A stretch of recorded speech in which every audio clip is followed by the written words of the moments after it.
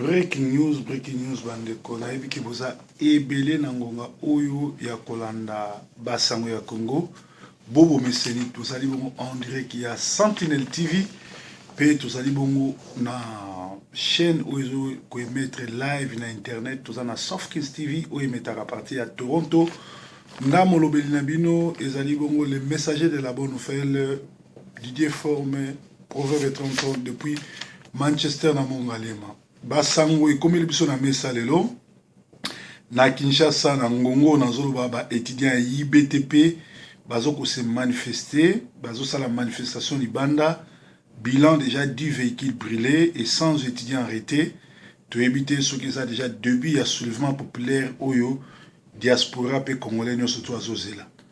Entre-temps, dimanche passé, ils ont eu inauguration ou bien ouverture il y a stade des martyrs au Bakanga depuis 2013 et décembre 2013 et Fungwama qui dimanche na match il y a Congo les Léopards na match Léopard contre Burundi où il y a 2-2 mais eloko nini ba téléspectateurs to ba spectateurs il y a Baleron o ya Baleron ba kendeki kuna ba remarquaki dépense to facture ya musale sama kuna 13 millions de dollars mais ba kuti kuna eloko moko salamité ba gradin déjà ebelé sans bakiti eloko ya sika batie kaka marquoir électronique na quelques caméras surveillance na côté ba vestiaire ba beti ba coup de peinture mais eloko moko salamité c'est-à-dire ba escroquer sous ba congolais gouvernement ou ya occupation ba rwandais avant to kota na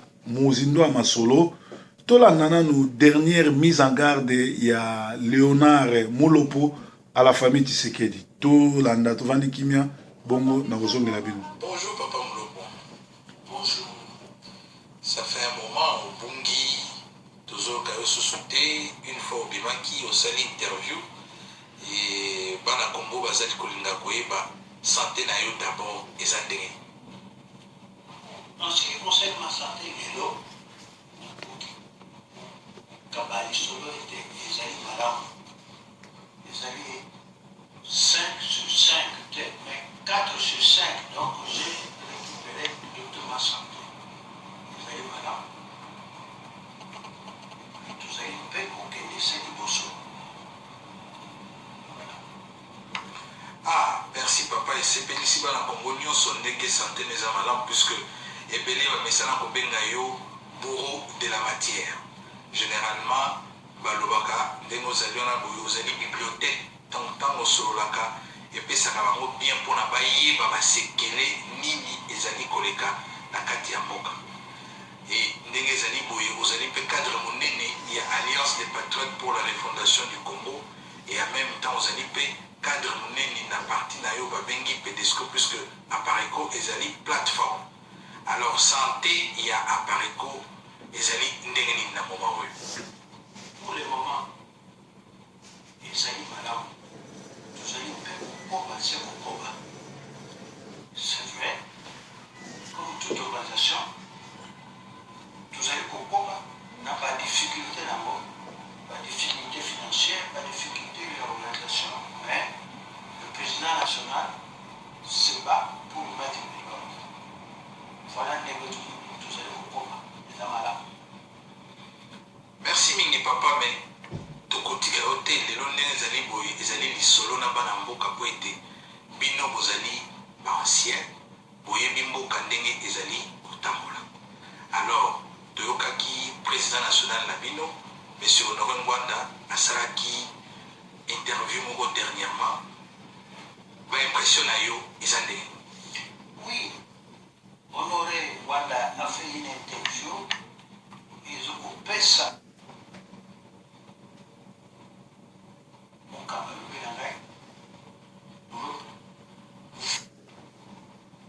Mais c'est le plan Mobutu pour toujours bien les l'homme encore.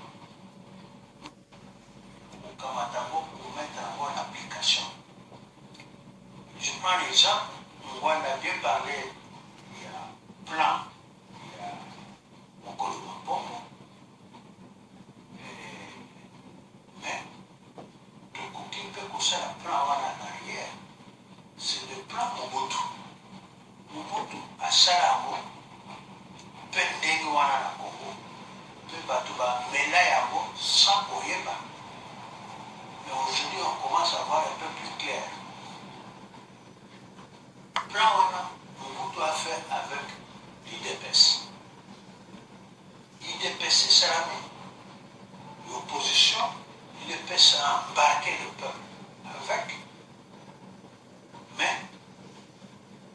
plan Mobutu, Mobutu a fabriqué Tshisekedi.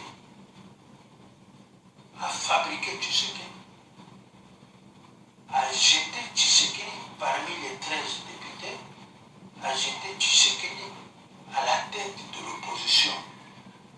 Mais en réalité, Tshisekedi était un pion de Mobutu. J'ai beaucoup de preuves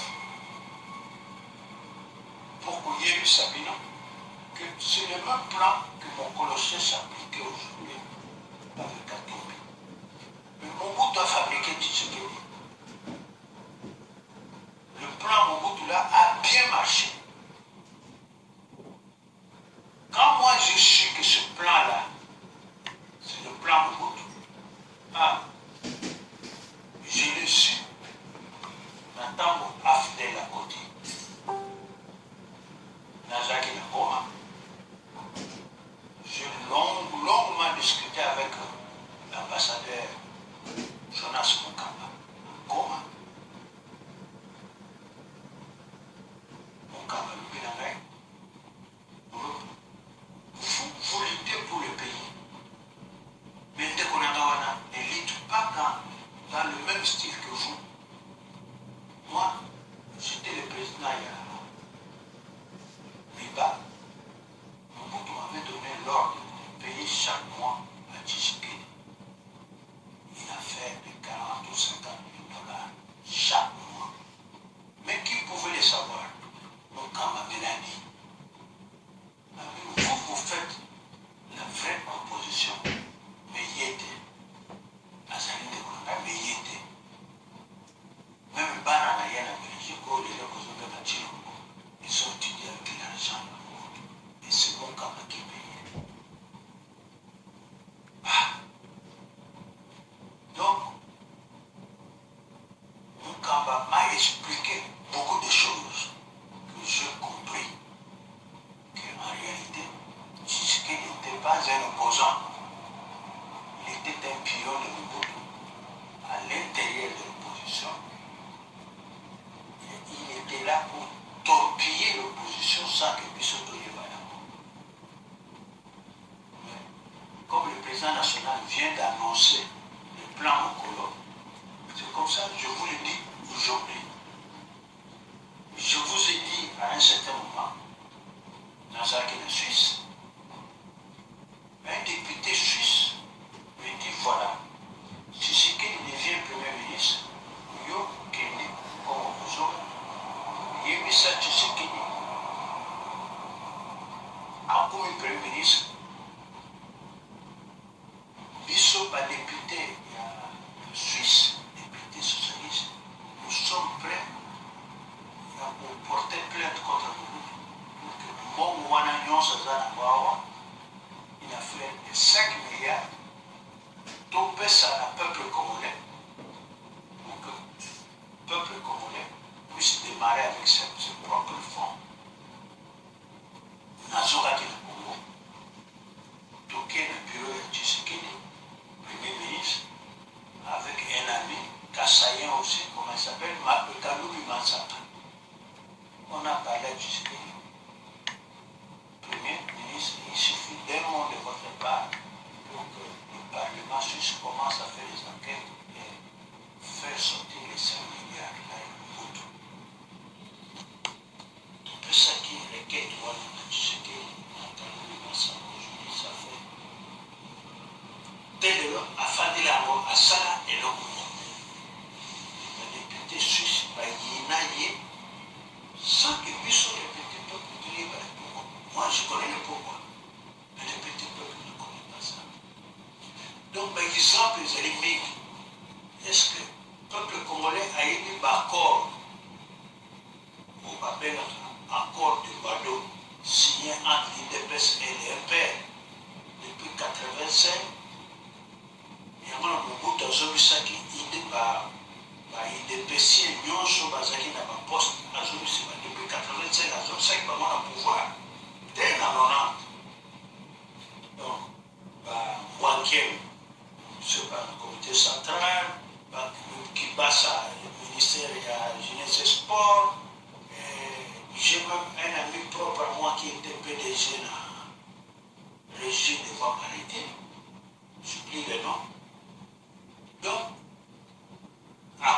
Nazanago, IDPS devient une tendance au sein du MPR. Donc c'est le plan Mobutu. Il y a une politique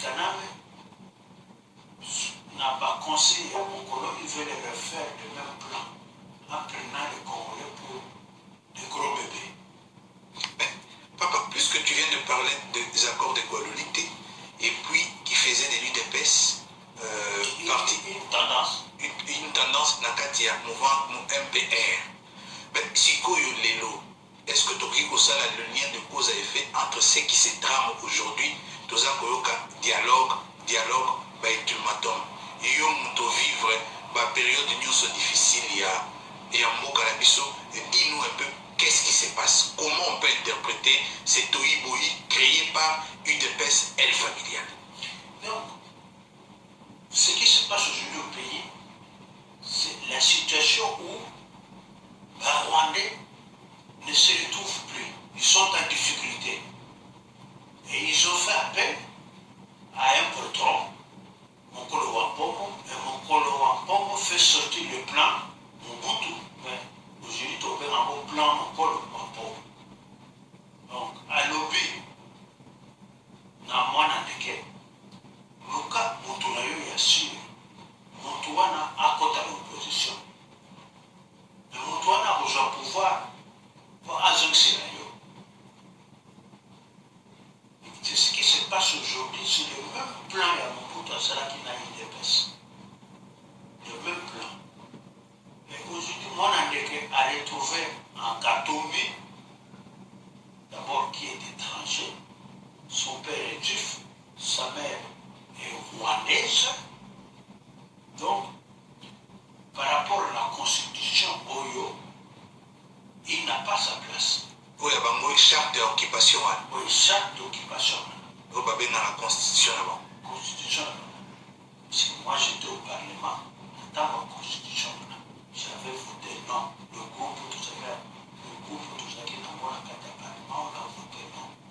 Mais vous savez, quand tout est falsifié, rien ne se passe comme prévu. Les Rwandais ont tout manipulé jusqu'à ce que la constitution le référendum est écartée. Nous étions contre cette constitution jusqu'à aujourd'hui. Donc, par rapport à la situation qui se passe dans le pays aujourd'hui, si nous restons au talent, donc comme observateur de notre propre histoire, c'est une erreur de notre part. Nous devons réagir par des actions concrètes. Nous devons réagir pour que les donnes changent complètement.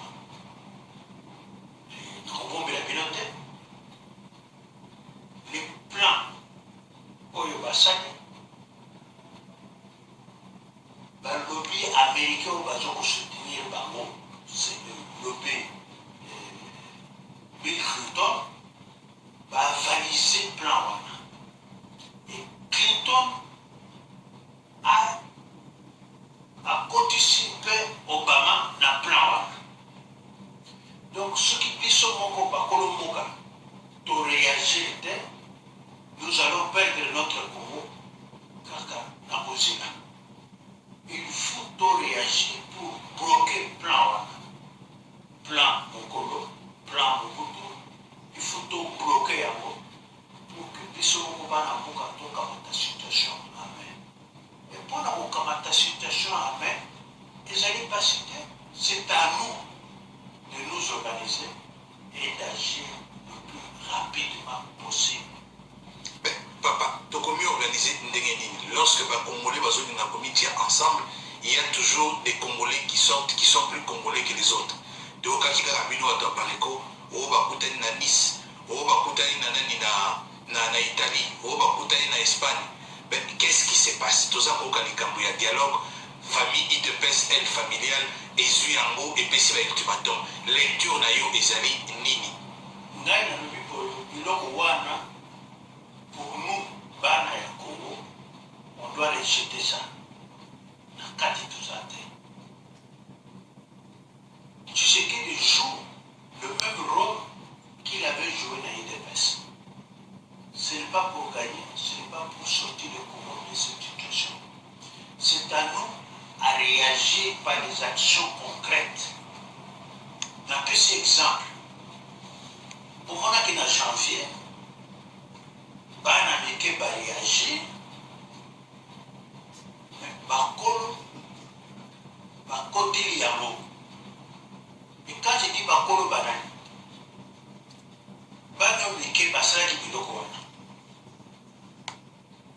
Réaction wuti wapi. Wutaki musika, bino pe bozo kumona, bozo kutana, bozo kusuivre. Réaction wutaki na Burkina Faso, pe na Sénégal. Balobi bana ya Sénégal na bana Burkina Faso, bakita.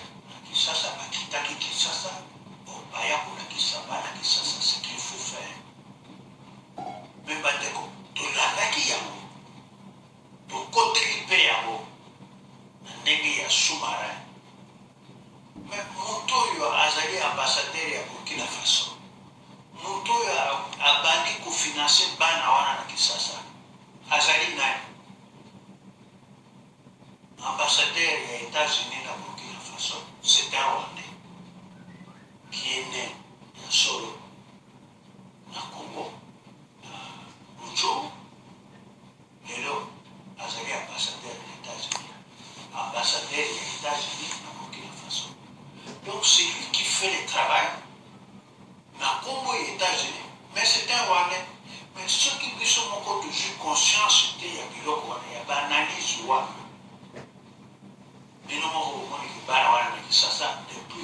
Merci Papa Léonard Molopo. Le 19 au 21, Moutou a financé qui c'est un Rwandais ou azali ambassadeur il y a Amérique na Burkina Faso.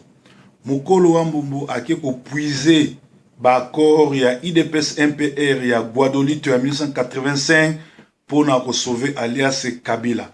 Alors Batobele balobaka nazaka contre les vieilles bouts, contre Ngwanda, mais na utiko laksa élément il y a Papa Nabiso Léonard Molopo ou azali bongo doyen ou il faut tout respecter, c'est-à-dire nga nasala banalise nazaka contre bantouté. Alors le vieux Ngwanda Ibu na Tshisekedi les collabos contentieux na bango et banda kala.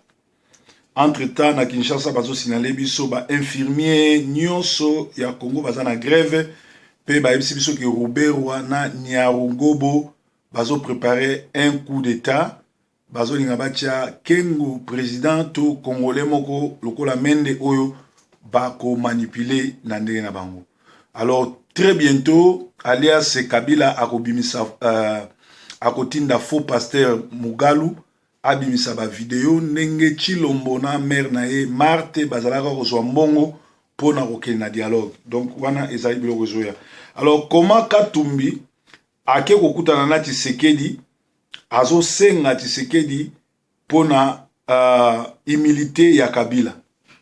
C'est-à-dire Tshisekedi na Kabila bazo sala na bango ka makambo oyo Tshisekedi basalaka na Mobutu pelelo oyo Mukolo Wambobo azui ba accord oyo IDPS basalaka, c'est-à-dire IDPS et bimaka lokola eza parti politique ya opposition mais alaki nango la fille aînée ya MPR ndenge moko pelelo bazui Kamere oyo azosala kazali mokambi ya opposition dynamique. Or opposition dynamique na bakatumbi bango tu bazosala PPRD New Look. Alors bazui sikoyo Kamere bazui ye na Moïse Katumbi oaza Rwandais, mwana Rwandais pe mwana juif aza na makila ba Congolais te ba ye na poto kotambola na balobi kukuta na Tshisekedi basenga ke Kabila azala poursuivi pour ses crimes. Alors Katumbi alobi ete alongwe na PPRD pour Kabila zo respecter constitution te. Abi Kabila, il n'y aura pas un troisième faux penalty. Mais comment yé moutou oya longwe po moutou azo respecter constitution te ba yokani ke yé azo pouvoir lokola Poutine asalaki après 5 ans azong selai. Ça dit Katumbi na Kamere bazo poursuivre œuvre oyo Tshisekedi basala na Mobutu bolandi doyen ndenga lobi et bazo yokana ke alias Kabila parce que aza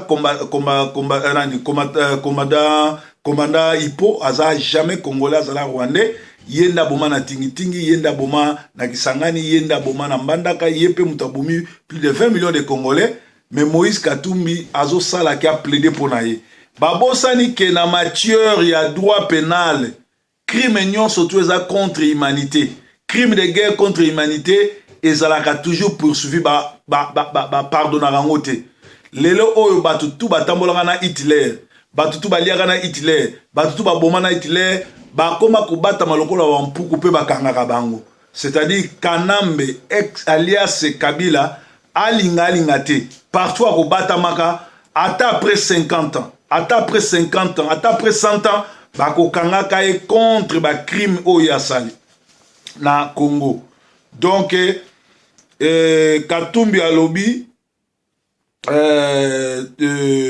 biye na Kamere basangani ezolakisa que les oiseaux de même plumage volent ensemble donc Moïse Katumbi na Vitalo baza ba agent ya alias Kabila bazo sala ba démarche pour na constitution ezala respecté te pe azo senga Kabila akozonga président dans 5 ans par rapport il y a interview ya Katumbi asali na Reuters ezali chaîne première chaîne ya médiatique ya anglais oyo elobaka makambo solo Katumbi alobi na uto kutana Tshisekedi pour Kabila azala poursuivi te pe après 5 ans akozonga na ye asali la Congo atikoloba même pour na ba projet na été étant que nouveau président et pourtant Katumbi na constitution ya Congo Katumbi Ruberwa Kisa Vital Kengo na Kisa Bemba bakoki ko postuler te na magistrature suprême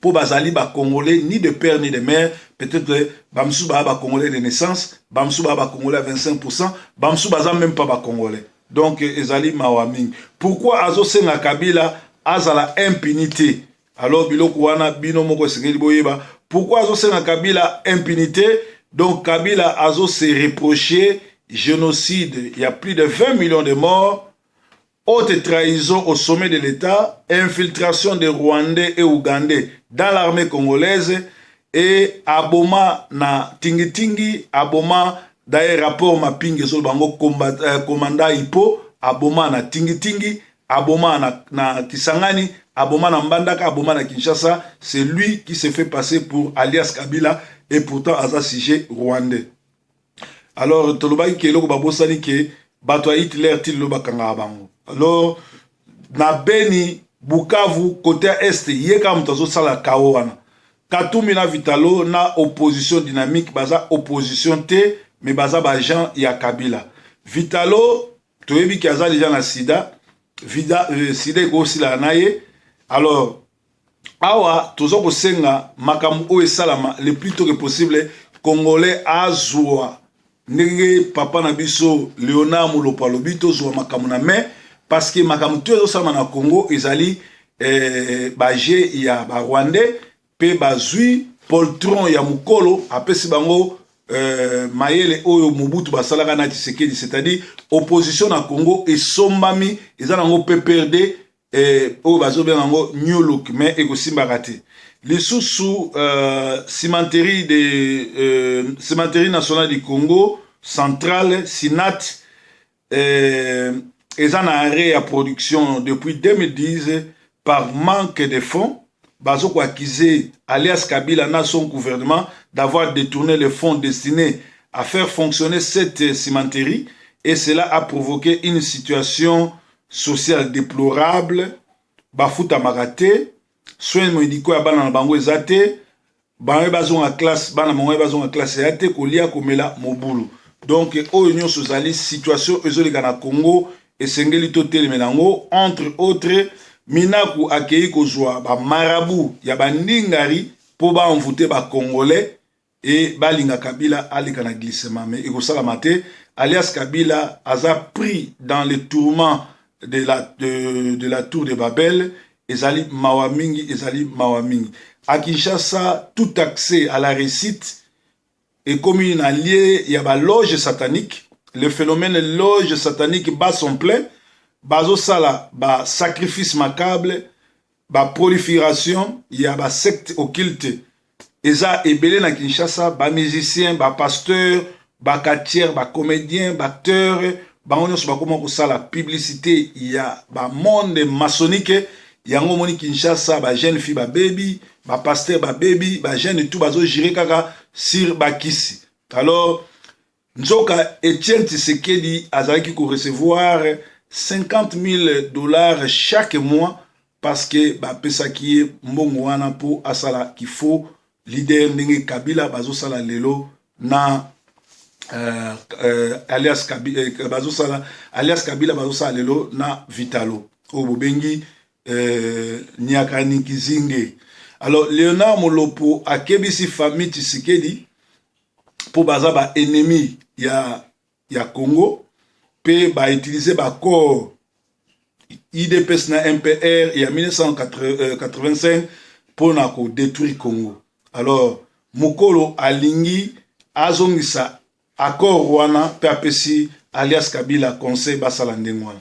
IDPS azwaka pouvoir azongisi na Kabila na Mobutu ndenge moko pe bazo sala ke soki Katumbi azwi pouvoir après akozongisa na Kabila après alias Kabila 5 ans.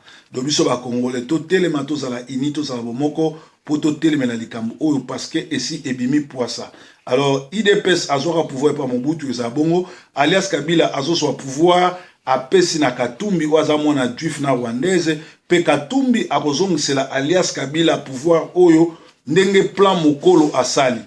Na yebisaka bino ke talaka ba pierre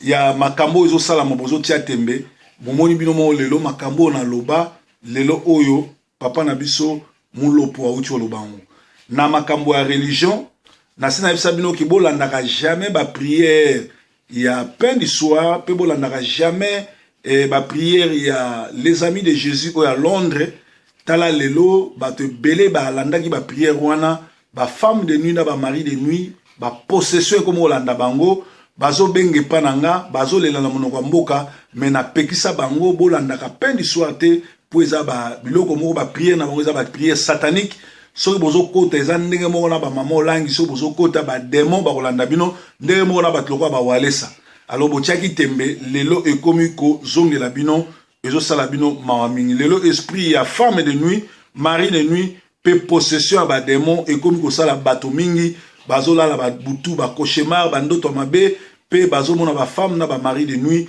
pona kokotaka ba prière ya pain du soir pe ba prière ya les amis de Jésus à Londres oyo akotisa même mwana na ye na nécromancie mwana na ye boyata asala témoignage ki akena na lola mais na lola ngo akokutana na Yesu azokumba boîte peut-être ba na mbandaka mwana bosani parce que na lola batambola na boîte te pe mwasi azalaka te pona lola eza esprit na befri.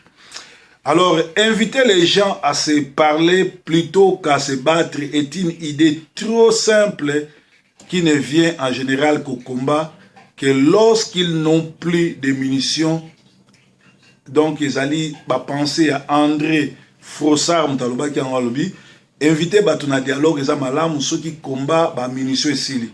Mais ceux qui ont munitions, ils allaient, sorry, il faut tout tika bakendeti na suka. Alors, makambu oyo tozoloba eza makambu oyo ezo salama pe félicitations na président ya Cameroun Paul Biya a tweeté que ba collègue ne ba africain bazo s'en foutre na ba mort africain mais bazo compatir na ba mort ba français alors ezali mawaming na breaking news alelo tolobi ete mukolo ngambe edo apesi alias Kabila formule oyo IDPS azali ko gagner Tshisekedi na IDPS va gagner par Mobutu $50,000 chaque fin du mois parce que Mobutu Mutasala a injecté Tshisekedi na kati ya vraie opposition pe Tshisekedi a botola bango nyonso pouvoir et pourtant zaki parmi les 13 ndenge moko pe lelo mutu na bino na kombo ya Kamere aye alobi azana opposition alinga comme chef parce que ba pesi mbongo ba pesi mission basala ndenge alors ye na Katumbi bazui devoir pe mission ya kotambola mokili mobimba bakende ko plaider cause ya alias Kabila ba bosali ke na droit de l'homme crime contre l'humanité bapardonnaka te. C'est-à-dire lelo oyo bakoki kotuta tolo, lelo oyo bakoki koloba nyonso bazoloba, lelo oyo bakoki kosakana me mokolo asuka ekoyindela bango parce que bakolandela makambo nyonso tu basali. Congolais tosi toyebisi bino, Congolais tosi tolobi makambo nyonso, Congolais esengeli olamuka, Congolais esengeli to bare bato onzela, Congolais esengeli soulèvement populaire salama, lokola ba jeune oyo ya betidia ba bandi déjà na Kinshasa, bo compter sur opposition dynamique pour Kamere azo sala ya Tshisekedi basala na Mobutu aza faux opposant pe azo kendo tambola pour na ko plaider contre Mobutu. Ezaki breaking pour na ko plaider pour alliance Kabila Oto yebi na kombo ya commandant Ipo. Breaking news. Yesu aza mokonzi.